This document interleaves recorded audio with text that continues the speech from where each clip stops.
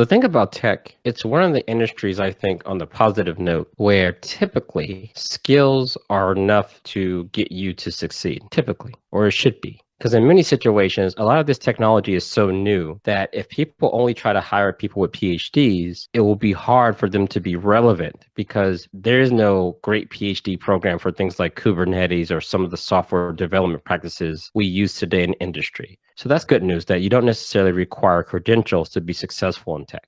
Now, some of the barriers that can be challenging in every country is different, right? When you think about globally, every country has local social issues that make it harder for some groups to participate than others. Maybe it's not appropriate to assign all of those problems to the tech field, but they're exaggerated inside of tech because of the social things that are around them. So for me, coming from an underrepresented group, I'm considered Black or African American, and there's lots of biases in this country that I live in, right? Some people may look at me and say, there's no way you know what you're doing. There's no way you can be technical. And so that presents a challenge, meaning if people look at you that way, it may be harder to get a job. Or even if you get the job, it may be harder to work on complex projects you need to skill up and level up. So what happens then, you now have to take on a little bit more responsibility of finding those opportunities, holding on to those opportunities, and then being able to execute. And then outside of that, in general, it's always amazing to me that in technology, lots of companies just want to hire people who know everything on day one, even for a beginner role. And we just don't do a good job in our field of teaching people continuously, whether they're new or they've been around for a while.